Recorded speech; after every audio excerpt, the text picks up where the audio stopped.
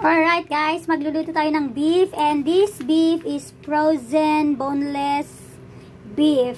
Alright, it's from where this one? From Brazil? Yeah, Brazil. So, alright, it's $23 and buksan na natin. Alright, so ayan guys, nahati-hati na tong Brazilian beef na to, and ipa-pressure cooker natin with garlic lang guys. And wait for a while. Ayan, so nag-cut na ako ng ginger and naghati na ako ng sibuyas. Ayan, ay ng bawang. So ayan guys. Then magpukpuk pa tayo para hindi tayo mahirapan. Tingnan lang natin ang garlic. Alright. So, ayan guys. Alright. Ayan. So, ilagay na natin dito. Babad muna natin ng ilang minuto. Mga at least 15 minutes. Then, lagay natin yung bawang. Then, ayan. Halu-haluin natin guys para masarap siya. Alright. Ayan. Then, lagyan natin siya ng toyo. Alright? So, ayan guys. Lagyan natin ng toyo. Likam ki. Baka naman. Alright? Alright. Then, alright. So, hugasan natin yung kamay natin. Alright. Then, mix natin. Ayan. Para sumarap siya guys. Ito yung sikreto ng beef. Bango guys, as in. So, babad muna natin. Marinate natin siya ng 15 minutes. Then, let's put it here for a while. Alright. Babad muna natin. So, dahil 15 minutes na guys, then, ilagay na natin siya dito.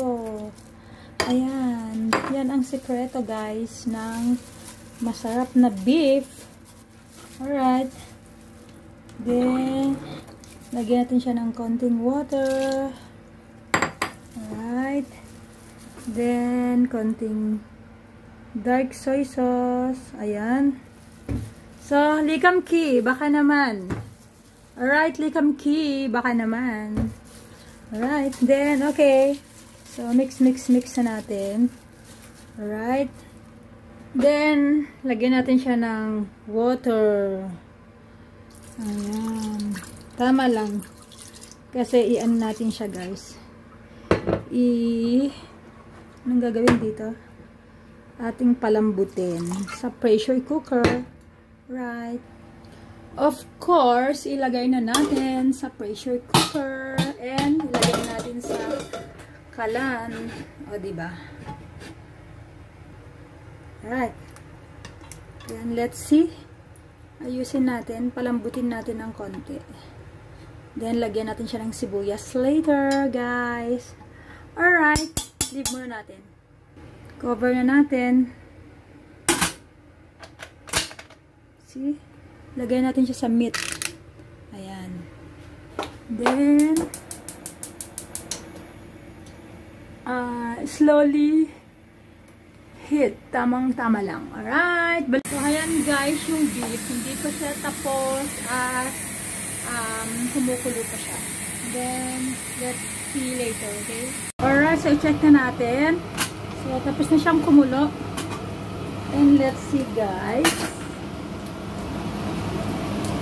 So, naka-ready na rin yung kawali. Ayan. And let's see kung malambot na siya. And, ayan guys, malambot na siya. Ayan. So, alright. Igisa na natin dito yung ating onion. So, maglagay tayo ng konting oil. Konting-konti lang. Ayan, as you can see. Alright, dahil mainit na siya, lagyan natin ng onion. White onion. Alright. So, stir fry natin. Konti. Lagyan natin ng konti. Ayan. Alright. Alright, so nag-brown na siya guys. Alright. Then, ilagay na natin to para pampasarap. Alright, so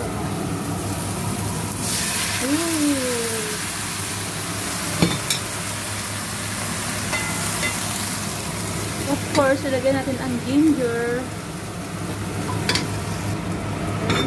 So, ilagay natin ito yung sabaw niya. Alright. Then, yun guys. Luto na siya. And let's put the cornstarch. Ayan. Ayan guys. Ang aking menu today is midday and is our dinner.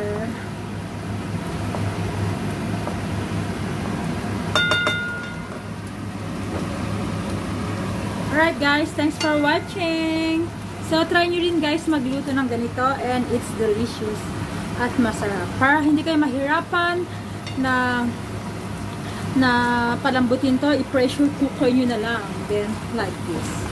Alright, so done na guys. Thanks for watching. It's midday.